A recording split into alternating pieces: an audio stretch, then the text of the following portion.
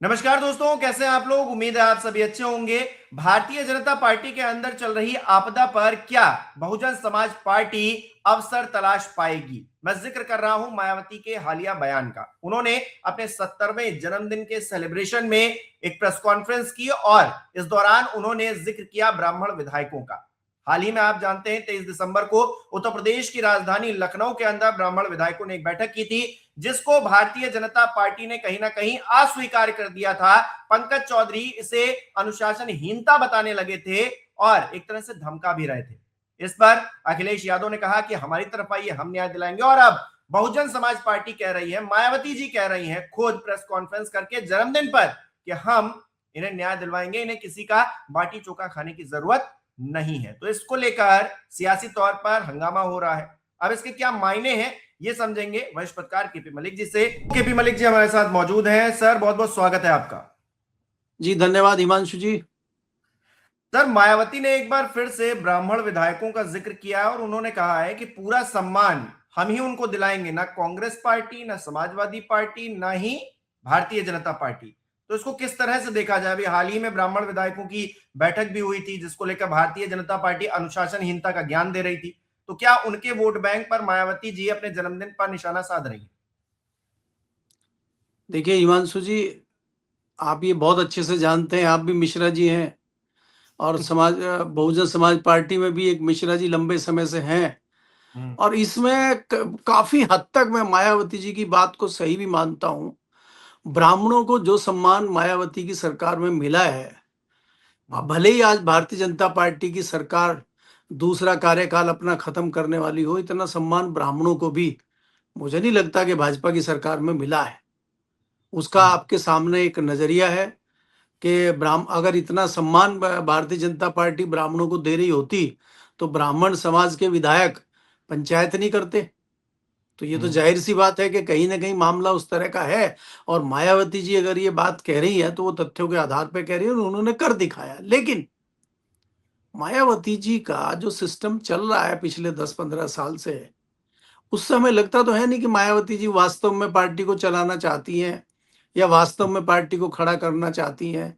हमें तो ये लग रहा है कि मायावती जी बीजेपी की कदम ताल मिलाते हुए खाली जो है नूरा कुश्ती कर रही हैं। पार्टी को बढ़ाने के लिए, पार्टी को आगे चलाने के लिए कोई सीरियस काम वो कर रही हैं, वो तो कहीं दिखाई देता नहीं है। आप चाहे लोकसभा का चुनाव लें, चाहे उससे पहले 22 का चुनाव लें, जिस प्रकार से उन्होंने अपनी पार्टी का प्रतिनिधि किसी को नहीं बनाया, किसी को कमांड नहीं दी, अपने बाद अपने भतीजे को आगे बढ़ाया और भतीजे ने लगा भाई नया युवा है, जोश है और वो कुछ करेगा। जैसे ही वो तेजी से गाड़ी को स्टीयरिंग पकड़ के एक्सीलेटर दबाता है, मायावती जी तुरंत गाड़ी में ब्रेक लगवा देती है। तो ऐसे झटके उसको बीच बीच में दिए, फिर पार्टी से निकाल देना, फिर वापस ले लेना। तो कहीं ना कहीं ये लगता है कि मायावती जी भी कहीं ना कहीं समझौता कर रही हैं पार्टी के साथ। और बीच बीच में वो अपनी इस तरह की बयानबाजी देती रहती है। हालांकि बयानबाजी भी बहुत कम है, खाली ट्विटर पर रह के आप पार्टी को चला पाएंगे, मुझे इसमें थोड़ा संशय है। मायावती जी कभी सड़कों पे नहीं उतरती है, लेकिन उनके लोग कार्यकर्ता सड़कों पे उतरते हैं। मायावती की बड़ी बड़ी रैलियां मुझे याद हैं, जिसमें हजारों लाखों लोग इकट्ठा होते थे। ऐसी रैलियां भी हमें बहुत दिनों से नहीं देख रहे हैं। तो मायावती जी क्या पार्टी को चलाने के लिए बहुत ज्यादा सीरियस हैं या भारतीय जनता पार्टी की बी टीम बन के वो काम कर रही हैं, अभी ये देखना बाकी है। क्योंकि मुझे नहीं लगता कि वो, जैसा कि उनका बयान आया है अपने जन्म, आज वो 70वां जन्मदिन मना रही हैं, हम भी उनको शुभकामनाएं देते हैं, बधाई देते हैं कि वो दीर्घायु हों, लंबी आयु जिए। लेकिन जिस प्रकार से वो व्यवहार कर रही हैं, जिस प्रकार से वो बात कर रही हैं, क्या सीरियस पार्टी को चलाएंगी, मुझे लगता नहीं है। क्योंकि आज भी उन्होंने कहा है कि भाई हम अकेले लड़ेंगे, हम किसी के साथ गठबंधन नहीं करेंगे। तो अगर आपको राजनीति चलानी है, आपको सामधाम दंडभेद सियासत में करना है, आपको सरकार बनानी है, तो आपको कई बार गठबंधन भी करने पड़ते हैं, आपको कई बार दांव पेच भी करने पड़ते हैं। राजनीति में तमाम चीजें करनी पड़ती हैं। आप पहले ही बता दे रहे हैं कि हम किसी गठबंधन में नहीं आएंगे, तो आप जता रही हैं कि आप सीधे सीधे भारतीय जनता पार्टी का साथ देंगे और कहीं ना कहीं आप दबाव में इस तरह की चीजें कर रही हैं। तो सीधा सीधा मुझे लगता है कि इसका एक मैसेज जनता को जाता है। जी। हम्म, हम्म। अच्छा, मायावती, क्योंकि आपने अभी जिक्र किया 70 साल की हो गई हैं, तो वो राजनीतिक कमान अपने भतीजे को देना भी नहीं चाहती हैं, खुद कमान रखना भी चाहती हैं, लेकिन जिस तरह से बीएसपी का हाल इन दिनों हो रखा है, 2007 में जिस सोशल इंजीनियरिंग के तहत उन्होंने अपनी पूर्ण बहुमत की सरकार बनाई, अ, क्या वो उसको दोबारा पाने की कोशिशों के तहत ही ये ब्राह्मण विधायकों का जिक्र कर रही हैं, या फिर तमाम सर्व समाज का जिक्र कर रही हैं, या फिर उनके मन में कुछ और है कि मतलब वो चुपके चुपके चाहती हैं कि जो वोट बैंक उनका खोया है वो तो आए ही, साथ ही नया वोट बैंक भी उनके साथ जुड़े, लेकिन उसके लिए वो प्रयासरत उतना नहीं है। पिछले दिनों उन्होंने एक बहुत बड़ी रैली की थी, लेकिन उसके बाद फिर वो खामोश हो गई। अब उन्होंने फिर से अपने जन्मदिन पर एक प्रेस कॉन्फ्रेंस की और जो उनको कहना था उन्होंने कह दिया। सर। देखिए देखिए हिमांशु जी, आपको ये देखना होगा कि जिस प्रकार से भारतीय जनता पार्टी को इतना बड़ा डेंट उत्तर प्रदेश में लगा, उसमें कहीं ना कहीं बहुजन समाज पार्टी के वोटर का, सपोर्टर का बहुत बड़ा सहयोग है। जिस हम्म, प्रकार से मैंने कहा कि मायावती जी का पार्टी को लेके जिस तरह का व्यवहार है, जिस तरह से वो काम कर रही हैं पिछले 10 साल से, उससे कहीं ना कहीं उनका वोटर बिदक गया है। जिस प्रकार से भारतीय जनता पार्टी के लोगों ने कहा कि अब की बार 400 पार और 400 सीटें हमें दीजिए तो हम संविधान में बदलाव करेंगे। दूसरा, हम्म, जिस प्रकार से अंबेडकर के ऊपर टिप्पणी अमित शाह जी ने लोकसभा में की, तो एक रिएक्शन बहुत बड़ा हुआ पिछड़े और दलितों वोटरों में, और मायावती जी उस टाइम गायब रही।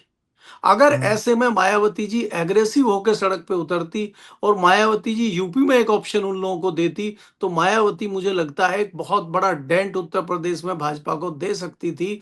और वो निष्क्रिय रही, उन्होंने कोई ऐसे बयान नहीं दिए, वो सड़कों पे नहीं आई, उन्होंने उल्टा अपने भतीजे को भी पार्टी से हटा के निष्क्रिय पार्टी कर दी। तो उसका सीधा सीधा फायदा वहां पे जो दूसरा मुख्य विपक्षी दल था, गठबंधन के रूप में कांग्रेस का और समाजवादी पार्टी का, उसको भारी फायदा हुआ। आपने हम्म, देखा, जो कांग्रेस मरी पड़ी थी उसकी भी कुछ सीटें आ गई लोकसभा की, और रिकॉर्ड फायदा समाजवादी पार्टी को हुआ। उसमें आप कह सकते हैं निश्चित तौर पे कि मायावती का बड़ी मात्रा में वोट ट्रांसफर हुआ समाजवादी पार्टी को। तीसरा हम्म, जो मैं देखता हूं कि एक ऑप्शन के रूप में चंद्रशेखर भी अपना खाता खोलने में कामयाब पश्चिम उत्तर प्रदेश में रहे, और दलितों के युवा नेता के तौर पे वो उभर रहे हैं। अब आज देखिए कि मायावती जी बहुत बड़ी नेता है दलिता की, इसमें कोई दो राय नहीं है, लेकिन आज वो किसी भी सदन में नहीं है। एकमात्र विधानसभा में उनका सदस्य है, और वो भी अपने बलबूते है। उसमें बहुजन समाज पार्टी का, मायावती जी का कोई बड़ा सहयोग है मुझे नहीं लगता। तो आज आप देखिए कि किसी भी सदन में मायावती जी का प्रतिनिधित्व ना होना, और उनके हम्म, विपक्ष में जो उनके खिलाफ खड़ा हुआ है चंद्रशेखर रावण, वो एक युवा नेता के रूप में, दलित नेता के रूप में आज सांसद है, पार्लियामेंट में सवाल उठाता है, और जहां भी कोई घटना दलितों के खिलाफ होती है या उनके लिए होती है, वहां तुरंत पहुंच जाता है। आपने देखा पिछले दिनों वेस्टर्न यूपी में एक लड़की के साथ अन्याय हुआ, वहां वो पहुंच गया। दूसरा, एक युवक को मार दिया गया, वहां वो पहुंच गया। तो लगातार वो एक्टिव है, खबरों में बना हुआ है। तो ये जो दो झटके मायावती के साथ हैं, कि मायावती का खुद निष्क्रिय हो जाना और चंद्रशेखर का तेजी से बढ़ना, तो मुझे लगता है कि कंफ्यूजन की स्थिति मायावती के वोटर में है। और वो कंफ्यूजन की स्थिति में आने वाले जो आप देख रहे हैं 2027 के विधानसभा चुनाव हैं, चंद्रशेखर का, आप उसकी पार्टी है, और वो पार्टी पूरे उत्तर प्रदेश में चुनाव लड़ने का काम करेगी। अब वो जब चुनाव लड़ने का काम करेगी तो जाहिर सी बात है वो सबसे बड़ा नुकसान बहुजन समाज पार्टी को करेगी, जिसका नुकसान मायावती को होगा। और उसमें ये होगा कि मायावती का वोट अगर बटेगा तो सीधे सीधे उसका फायदा भारतीय जनता पार्टी को होगा, क्योंकि वो अखिलेश को नहीं मिलेगा। अगर चंद्रशेखर रावण ना हो, मायावती ना हो, तो वोटर को मजबूरन समाजवादी पार्टी में जाना पड़ता है। अगर उसको ऑप्शन मिलता है तो वो फिर समाजवादी पार्टी के बजाय चंद्रशेखर के साथ जाएगा, या जहां मायावती मजबूत लगेगी वहां जाएगा। अगर हम आकलन करें, चाहे वो लोकसभा की सीटें हों, चाहे वो विधानसभा की सीटें हों, दूसरे नहीं तो तीसरे नंबर पे अभी भी मायावती जी की पार्टी है। आज भी उत्तर प्रदेश में 15 से 20% वोट मायावती के पास है। ऐसा नहीं है, जहां पे आपको ये लगता है कि बहुत कम वोट है, वहां पे भी मेरा मानना है 8 से 10% आज भी बसपा का है।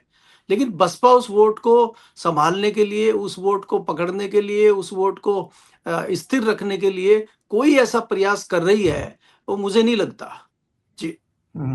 अच्छा, बसपा के पास अपना कोर वोट बैंक तो है, जिसकी वजह से वो मतलब बिल्कुल साइडलाइन होकर भी साइडलाइन नहीं है। लेकिन उसी वोट बैंक पर क्या भारतीय जनता पार्टी, समाजवादी पार्टी भी निगाहें टिकाए हुए हैं, ये भी बहुत बड़ी बात है, क्योंकि आज अखिलेश यादव ने जो ट्वीट किया है उससे मतलब जिस तरह से मायावती जी अखिलेश यादव के लिए रुख रखती हैं, समाजवादी पार्टी को लेकर जिस तरह से मंचों पर वो भाषण देती रही हैं, अखिलेश यादव ने आज जो है जो ट्वीट किया, उन्होंने कहा कि संविधान विरोधी भाजपा और उनके संगी साथियों को जिस तरह ललकारा है उन्होंने, वो निरंतर करती रहे।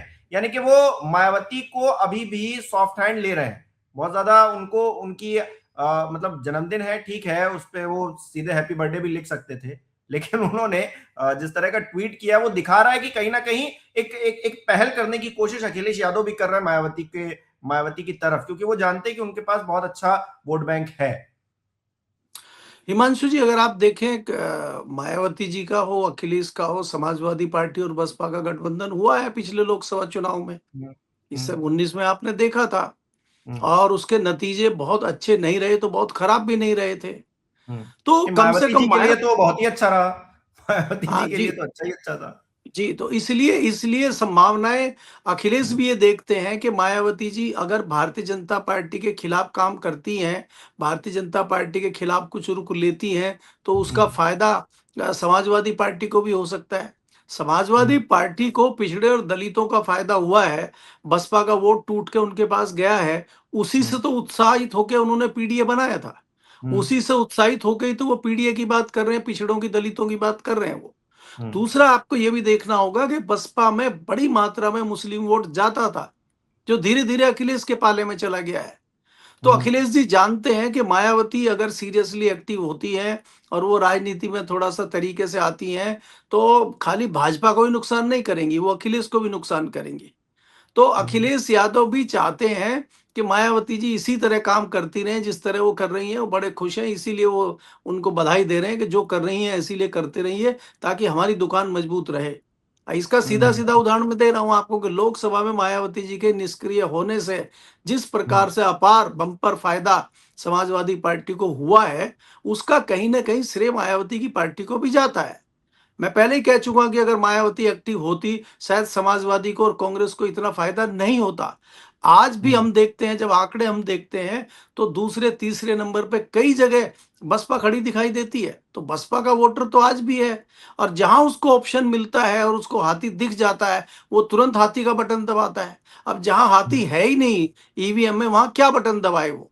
फिर ऑप्शन देखता है कि भाई वो साइकिल का बटन दबाए, कि हाथ के पंजे का बटन दबाए, कहीं नलके का बटन दबाए। फिर वो सोचता है, अगर उसको हाथी दिख जाता है, फिर वो आंखें बंद करके हाथी का बटन दबाता है। तो इसलिए वो हम्म, हाथी का बटन ढूंढता है, और इसीलिए आपको हर सीट पे अच्छे खासे वोट हाथी के दिखते हैं। तो हम्म, मायावती जी क्या करेंगी? मायावती जी का कहना यह है कि अगर हमारी ईवीएम में धांधली नहीं हुई तो सरकार बनेगी। तो क्या वो अभी भी ये कहना चाहती है कि ईवीएम में धांधली हो रही है? तो हम्म, मायावती जी का कोई स्टैंड मुझे क्लियर नजर नहीं आ रहा है। जबकि चुनाव नजदीक है, चुनाव की तैयारियां लगभग भारतीय जनता पार्टी बहुत तेजी से कर रही है, समाजवादी पार्टी एक्टिव दिखाई देती है। इसमें मायावती का मुझे कहीं इस तरह की तैयारी दिखाई नहीं देती है कि वो आगामी विधानसभा चुनाव की तैयारी कर रही हैं। नहीं तो व्यक्ति महीने में मीटिंग, एक मीटिंग, दो मीटिंग अपने कार्यकर्ताओं की, अपने अधिकारियों की करता है। तो मायावती हम्म, जी की हमने कोई ऐसी खबर सुनी नहीं है कि वो अपने कार्यकर्ताओं को बुला के डिस्कशन कर रही है कि किस प्रकार पार्टी को आगे बढ़ाया जाए। तो मुझे नहीं हम्म, लगता कि वो बहुत ज्यादा कुछ अभी एक्टिव है। अब आने वाले समय में क्या करेंगी, इसके लिए तो हमें इंतजार करना होगा। जी। अच्छा, ब्राह्मण विधायकों की बैठक को लेकर जो है मैं आखिरी सवाल आपसे ये पूछ रहा हूं कि जो एक आपदा है भारतीय जनता पार्टी के अंदर, इसे आपदा की तरह हम देख रहे हैं कि ब्राह्मण विधायक एकजुट हो रहे हैं, जो उनके कोर वोट बैंक है जाहिर तौर पर, वो क्या बहुजन समाज पार्टी की तरफ जाना चाहेंगे या फिर जाएंगे? क्योंकि वैसे तो हम देख रहे हैं कि जो उनके खुद के समाज के वोट बैंक है वो भी छितर रहे हैं, लेकिन मायावती जिस स्थिति में अभी है 2027 तक जो है वो, क्योंकि उत्तर प्रदेश के चुनाव में जाहिर तौर पर वो एक्टिवली चुनाव लड़ेंगी, तो ऐसे में ये जो ब्राह्मणों का मसला है जिसको लेकर वो कह रही हैं कि हम हक दिलाएंगे या फिर उनकी आवाज बनेंगे, क्या आपको लग रहा है कि वो उस पर जाएंगी या उस तरफ और ज्यादा जोर लगाएंगी? देखिए हिमांशु जी, आपको ये समझना होगा कि चाहे वो ब्राह्मण विधायक हो, चाहे वो ठाकुर विधायक हो, चाहे वो तीसरी किसी जाति के विधायक हो, विधायक और जाति बाद में है, पहले वो नेता हैं और वो हमेशा जीत की तरफ जाना चाहते हैं। मायावती जी कितनी मजबूत हैं, कौन सी उनको जीत दिला सकती हैं, ये निश्चित करेगा, ये तय करेगा। वो मायावती जी आज किस स्थिति में हैं, वो भारतीय जनता पार्टी छोड़ के मायावती के साथ किस लिए आएंगे? क्या मायावती जी भारतीय जनता पार्टी से मजबूत आज उत्तर प्रदेश में है, जो ब्राह्मण विधायकों को न्याय दिला देंगे? तो इसलिए अगर ऑप्शन में ब्राह्मण विधायकों को करना होगा तो उनको देखना होगा और सुनिश्चित करना होगा कि वो कौन सी ऐसी पार्टी होगी जिससे वो भारतीय जनता पार्टी के खिलाफ जीत सकते हैं। अन्यथा मुझे नहीं लगता वो भारतीय जनता पार्टी छोड़ के जाएंगे, जब वो ऑलरेडी भारतीय जनता पार्टी से विधायक हैं। भले ही वो नाराज रहे किसी एक तबके से, क्योंकि आपको ये समझना होगा कि भारतीय जनता पार्टी की जो दिल्ली की लखनऊ की लड़ाई है, उसमें जो 2 धड़े बने हुए हैं, कई जगह तो 3 धड़े बने हुए हैं पार्टी में, तो उन धड़ों में बटे हुए हैं विधायक भी। अब ये जो अग्रेसिव होके खड़े हैं, जो पंचायतें कर रहे हैं, जो चीजें कर रहे हैं, ये कौन-कौन से विधायक हैं? कौन-कौन से बहुत ज्यादा अग्रेसिव हैं? कौन-कौन से दिल्ली के संपर्क में हैं? कौन-कौन से बाबा के संपर्क में हैं? ये चीजें देखनी होगी, क्योंकि हमको ये निश्चित तौर पे मानना पड़ेगा कि दिल्ली में और लखनऊ में तल्खी है और बाबा उस तल्खी को बढ़ा रहे हैं। और वो लोकसभा में भी हमने देखा, विधानसभा में भी उस तरह की तस्वीर हमें दिखाई देगी, जहां पे दिल्ली और लखनऊ की लड़ाई आपको आमने सामने दिखेगी और उसके फायदे और नुकसान भी भारतीय जनता पार्टी को होंगे। अब बाबा को कितना नुकसान होगा, बाबा दिल्ली को इग्नोर करके कितना जीत पाएंगे, कितना फायदा ले पाएंगे, ये भी देखने वाली बात है। हालांकि बाबा जिस तरह से मजबूत स्थिति में दिखाई दे रहे हैं, मुझे नहीं लगता कि दिल्ली से उनके ऊपर कोई बहुत फर्क पड़ेगा, क्योंकि बाबा को सपोर्ट आरएसएस का भी है, संघ का भी। हालांकि संघ जिस मरी हुई स्थिति में मुझे आज दिखाई दे रहा है, संघ भी पीछे हट गया है। अब ये दिल्ली की और लखनऊ की लड़ाई जो है आमने सामने हो गई है और इसमें मुझे बाबा बहुत मजबूत दिखाई दे रहे हैं, क्योंकि आप ये देखिए कि राष्ट्रीय अध्यक्ष भी केंद्रीय नेतृत्व ने बनाया है, तो उसको परमानेंट नहीं किया। जैसे आपने एक तालाब में कंकड़ फेंक के देख लिया है कि कहीं आरएसएस या कोई दूसरे लोग विरोध तो नहीं कर रहे हैं, तो जब कोई विरोध के सुर आए नहीं है, तब उन्होंने कहा कि अब इनको परमानेंट कर दिया जाए। पहले उन्होंने ये देखा कि कहीं ऐसा ना हो कि विरोध के सुर आ जाएं, और सबसे पहले ये लग रहा था कि आरएसएस ही विरोध करेगी कि आप इस तरह के नए आदमी को क्यों बना रहे हैं। अगर आपको नए युवा को ही बनाना है तो आपके पास तो युवा पहले से हैं, आपके पास अनुराग ठाकुर हैं, आपके पास महाराष्ट्र के सीएम हैं, आपके पास बहुत सारे युवा हैं जो केंद्र में और अपने प्रदेशों में मजबूत स्थिति में हैं। बिहार से इस तरह के नए नवेले विधायक और मंत्री को आप लेके आते हैं, तो ये जताता है कि दिल्ली आज भी किसी के कंट्रोल में नहीं है और आरएसएस किस पे कुछ नहीं बोल रहा है। ये बड़ी हैरानी की बात है। तो कई लोग ये सोच रहे थे कि विरोध हो सकता है, और भारतीय जनता पार्टी के लोग अंदर इंटरनली भी ये सोच रहे थे कि इसका विरोध हो सकता है, इसलिए इन्होंने कंकड़ फेंका था। और वो कंकड़ फेंका और बहुत ज्यादा कुछ तालाब में फर्क नहीं पड़ा, तो अब 20 तारीख को घोषणा कर दी जाए, क्योंकि अब तक अगर विरोध नहीं हुआ तो अब क्या विरोध होगा। तो इसलिए क्या है कि बाबा को भी समझ में आ गया कि दिल्ली से अगर लड़ाई लड़नी है तो खुलेआम मजबूती के साथ लड़नी होगी।